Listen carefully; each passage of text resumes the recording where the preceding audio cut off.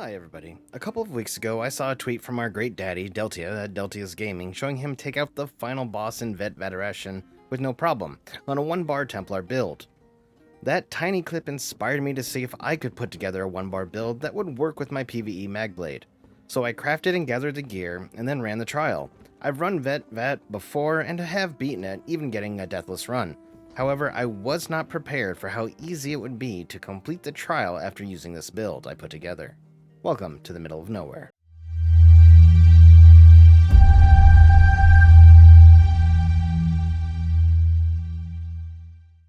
As the introduction teased, today I'm going to share with you my 1-bar build for my Magicka Nightblade. This is a PvE build that will do enough DPS to get you through Vat Maelstrom, as well as contribute significantly in 4-person dungeons and arenas, and possibly even raids.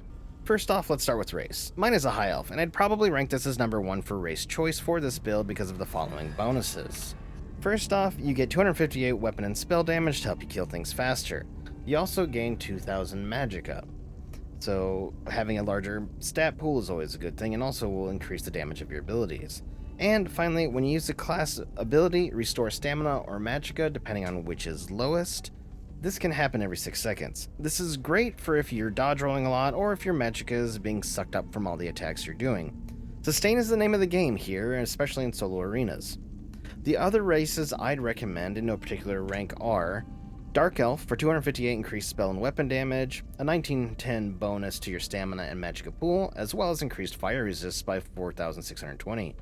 𝐒𝐭𝐡 for increased recoveries, you get 100 to health and 85 to stamina and Magicka, 915 stats to all 3 stat pools, and you get a 12% crit damage and healing bonus. As you won't be quite at max crit damage, using this race definitely will put you at the max 125%, if not a little bit over. And finally, Breton. This is a fantastic choice of race if you think you need more sustain, as it reduces Magicka ability cost by 7%, provides 130 Magicka recovery, gives you 2000 Magicka, and finally gives you spell resistance. Having more sustain will let you slot another damage ability over Elemental Drain, possibly as Major Breach isn't as important in PvE as it is in PvP. Now onto the gear. For this build I'm using the following. I'm using 5-piece False God's Devotion. If you can get perfected, you'll gain an extra line of spell weapon damage, which is even more awesome.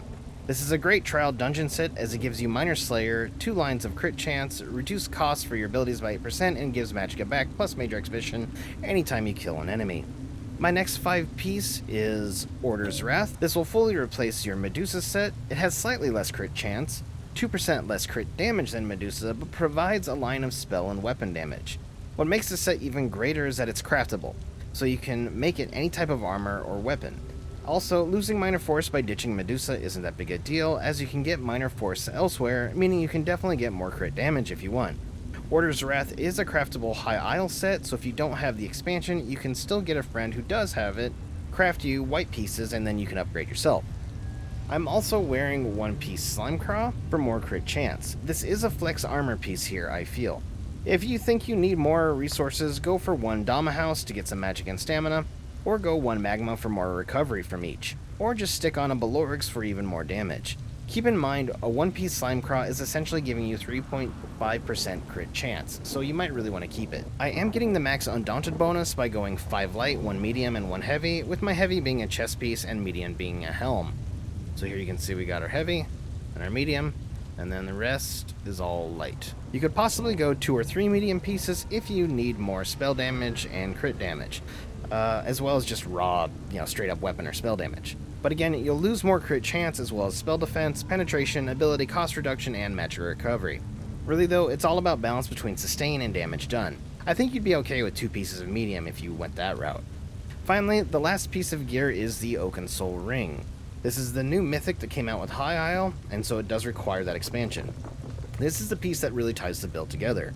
It gives you a load of major buffs for damage and protection, and some minor buffs for recovery. If you haven't gotten the 𝐒𝐤𝐿 set, this is probably the main reason to get it. So just going to the character sheet, all these major bonuses right here are just straight up from that one ring. So you get Major Protection, which reduces the damage taken, Major Berserk, increasing your damage done by 10%, so these are 10, Major Force, increasing your crit damage by 20%, Major Sorcery, increasing your spell damage by 20%, Brutality for weapon damage, Major Heroism, which is awesome, grants you 3 ultimate every 1.5 seconds. You get Major Savagery, which is upping your weapon critical rating by 12%. Major Courage, increasing your weapon and spell damage by 430. Major Resolve, increasing your physical and spell resistance by 5948. Major Prophecy, increasing your spell crit by 12%. Then you get Minor Fortitude, Minor Endurance, and Minor Intellect, increasing your recoveries for all 3 stats by 15%. And then that's it. And by it, I mean, I guess that's just so much. Honestly, this is kind of a broken ring, and I don't think it should have ever been entered in the game, but hey, we have it, so use it. When it comes to your gear traits and enchantments, you're going to want the following. Your body pieces should all be divines with max Magicka enchants on them. Your jewelry is going to be 3 Bloodthirsty with spell damage. You could go infuse spell damage if you want, as you're really not going to get the most out of Bloodthirsty until the creatures are basically in execute range. This is really an up to you trait for the jewelry. With regards to your one weapon, I went Precise with the flame damage. You could go Precise with the increased spell and weapon damage here, but again, having that extra proc on the flame damage, plus installing the dot for the burning dot is always good because you're just getting more damage out of it. Speaking of your weapon, you should be using an Inferno Staff.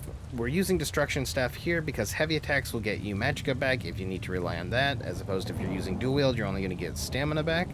A Destro Staff passives will also get you Magicka back when you kill an enemy. It will ignore 10% of the target's spell defense, and Inferno Staves let you do an additional 10% more damage with single target abilities, which is what the Mag Blade is all about. For our Mundus, we are going with the Shadow. Because we have 7 pieces divines, we are going to get an additional 17% crit damage. This is awesome. And as you can see here, we are essentially at 115% crit damage. So we're at 65, but then we're going to add 50% more. So it gives us our 115. That means we're only 10% away from max crit damage. You slot an ability that gives you minor force, or if you are in a group dungeon or trial and there's someone that will give you minor force, you are at cap, which is fantastic. Additionally, for this build, because of all the abilities and passive and everything, we have a 61.4% spell critical rating, so that pretty much guarantees you, hopefully, if you have a good string of luck on the dice roll, every other attack is going to be crit, if not more. When it comes to our food, we are going to use the 𝐒𝐭 Citrus Fillet.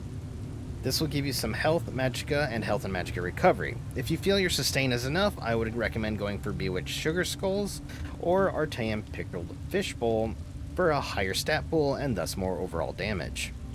As this is a 1-bar build, the skills used will help you both maximize damage and keep you alive. My bar is as follows. I'm first going to go ahead and skip the first ability for the moment and go to the rest, as I have a lot to say about this first spot. For my second ability, I am using Ambush. Yes, I'm a Magblade, but Ambush got a huge boost with the High Isle patch. Not only does it give your target minor vulnerability, like Lotus Fan, which makes them take 5% more damage, but Ambush now gives you Empower and Minor Berserk. Empower has your light and heavy attacks do 40% more damage, and Minor Berserk lets you do 5% more damage. These both last for 10 seconds, which is a decent amount of time. This is fantastic. Lotus Fan is still good if you need to apply minor vulnerability to many enemies at once, as well as to apply that dot to many enemies as well. As you can see here on the description, all enemies hit are afflicted with minor vulnerability, as well as that dot too. But I honestly think Ambush is the better play here. Our next ability is Swallow Soul. This is your main spammable and will heal you for 37% of the damage you do over 10 seconds. Because our crit damage is so high, this will keep you alive quite well. Also, due to the siphoning passives, you'll gain 3% healing for slotting it, 8% more Magicka overall, and you'll also generate 2 ultimate every 4 seconds using this ability. Our next ability is our Execute. This is Impale. It's ranged and it does 300% more damage to targets below 25%. Enough said. Finally, our last ability is Merciless Resolve. This is your second source of healing. It is a huge burst ability and also with 5 stacks increases your spell damage by 60 per stack up to 300. I've done 70 to 80k bursts with this ability and it is fantastic in tandem with Impale when executing. For our ultimate, we are using Flawless Dawnbreaker. The majority of trials and dungeons involve undead and Daedra of some sort, so you'll constantly be getting Fighters Guild passive bonuses. Not only does slotting it increase your spell damage by 3% permanently, but you'll gain 3 ultimate anytime you kill an undead, werewolf, or Daedra. And it will do 10% more against normal enemies and 20% against vampires and werewolves. This is fantastic for many dungeons out there have those kinds of creatures. Finally, activating it will give you 300 spell and weapon damage for 18 seconds. It's an inexpensive ultimate to boot, and it is our only AoE. Of note, for the assassin line, just talking about the passives real quick, Your 3 assassin line abilities will give you 10% more crit damage across the board, which is from Hemorrhage. You gain increased penetration when flanking the enemy, which is from Master Assassin. Each assassin ability slotted gives you 438 more crit chance for a total of 1314 crit chance as we're using 3 abilities. And when an enemy dies, you gain 1000 Magicka back. And this is from Executioner, as long as they die within 2 seconds of being hit. The only bonus you won't get is the Minor Savagery, as that applies only to weapon critical, which is kind of a shame. I kind of wish this was a double dipper, but hey, you can't have everything. Going back to our first ability, I have Elemental Drain slotted. It works on the solo arenas as you get Major Breach and also Minor Magic Steal, which will help with Sustain. I am reserving this ability as a flex spot, however. If you think you do not need the Major Breach or Minor Magic Steal because your Sustain is good enough, then you can slot a ground AoE to help do more damage as well as hit multiple targets. I recommend Elemental Blockade or Unstable Wall from the Destro staff line, or Twisting Path from the Shadow line of the Nightblade. The latter of which will give you Shadowline passives, including Shadow Barrier, which increases your defenses, and Dark Vigor, which will give you 3% health with 1 Shadow ability slotted. Twisting Path also gives you Major Expedition, which is nice when you need to run around fast if the False God bonus isn't active. Otherwise, other alternatives include Structured Entropy from the Mages Guild line. This will give you a damage over time as well as a heal over time. You can also use Barbed Trap from the Fighters Guild. This will give you a damage over time as well as give you Minor Force, which is 10% more crit, thus ensuring you hit that 125% crit damage ceiling. You'll also get additional spell and weapon damage just for slotting it, and all the other bonuses you get from the Fighters Guild passive. Finally, I think I would recommend possibly using Consuming Trap. This is damage over time that gives you loads of resources back should you kill the enemy while it's on them. So you're going to get healed, you're going to get some major amount of Magicka and stamina back as well, so that will help with sustain while dealing out damage. Finally, we come to the champion points. As always, my advice is to dump as many points into the important passives as you can across the 3 trees, and then here are the actives that I'm using. These are merely suggestions, and I'm always open to alternatives, so definitely leave a comment down below if you think I should slot something more useful into one of the lines. For starting with the blue tree, we are using Fighting Finesse to increase our crit damage and healing.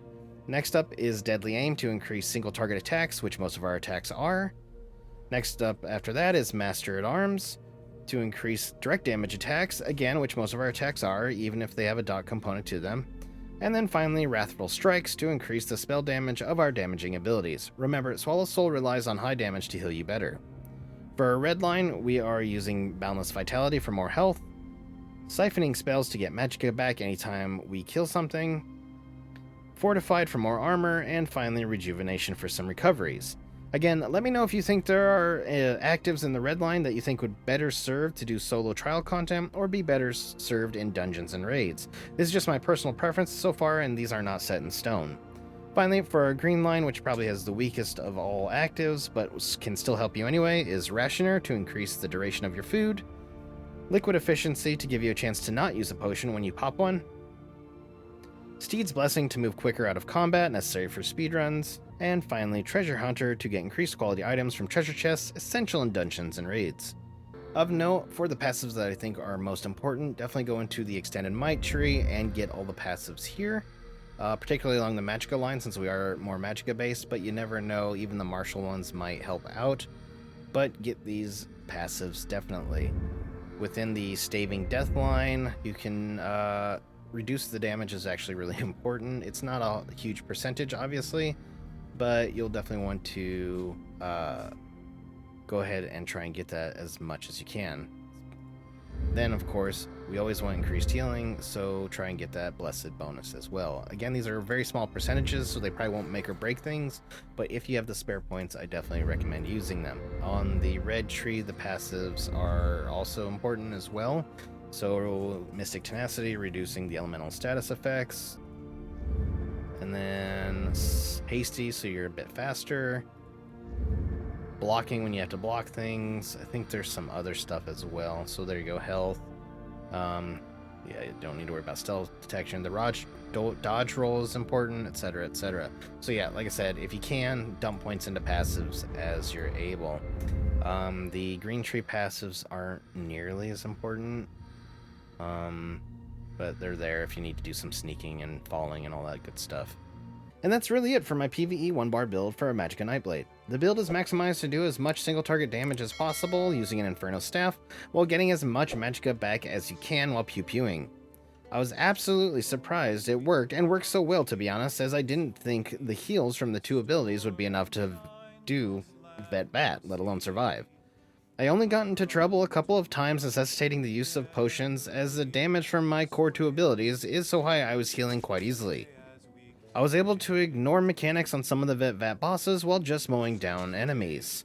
I definitely want to get more Vet dungeon runs in to see how well this build works.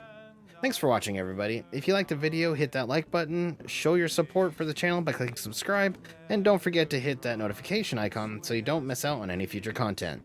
If you have any questions or comments, definitely be sure to leave them below, and I'll get back to you.